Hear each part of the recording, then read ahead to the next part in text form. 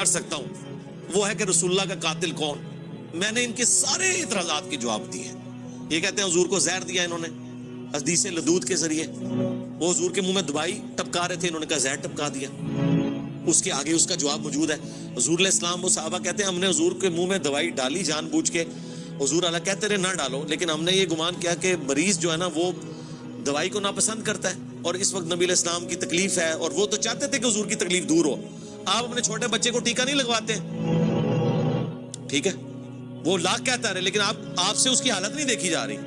تو صحابہ سے حضور کی حالت نہیں دیکھی جا رہی تھی, وہ آپ کے منہ میں دوائی ٹپکا رہے تھے, ٹھیک ہے. یہ کہتے ہیں زہر ٹپکا دیا. اس کے آگے موجود ہے بخاری میں, پھر حضور کو افاقہ جب ہوا تو آپ نے کہا کہ وہ دوائی لے کے آؤ.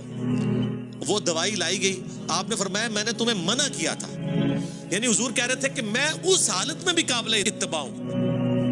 حنفی تو کہتے ہیں حضور بوڑھے ہو گئے تھے تو اتباع کے قابل نہیں رہے کیونکہ جلسہ استراحت کرتے تھے. جلسہ استراحت تو حضور سکھایا کرتے تھے. حضور کبھی بھی ایسی حالت میں نہیں رہے کہ آپ قابل اتباع نہیں ہو. آپ فرما دیتے تھے اگر کوئی کریٹیکل سچویشن آتی تھی تو آپ کہہ دیتے تھے کہ یہ خاص میرے لیے, جیسے بخاری مسلم حدیث ہے کہ میں بیٹھ کے بھی نماز پڑھوں اللہ مجھے پورا ثواب دیتا ہے, لیکن تمہیں آدھا ملے گا. وہ آپ کلیئر کر دیتے تھے. اب اس حالت میں نبی علیہ السلام نے کہا وہ دوائی منگوائی گئی. آپ نے سارے صحابہ کے منہ میں ٹپکوائی سوائے حضرت عباس کے, کیونکہ وہ اس میں شامل نہیں تھے.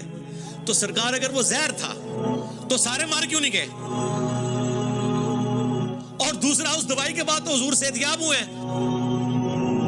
اگر زہر تھا اور حضور اس سے یہ پک اینڈ چوز کرتے ہیں, آؤٹ آف کانٹیکسٹ چیزیں کاٹتے ہیں, اسی میں ان چیزوں کے جواب موجود ہوتے ہیں. علی بھائی جو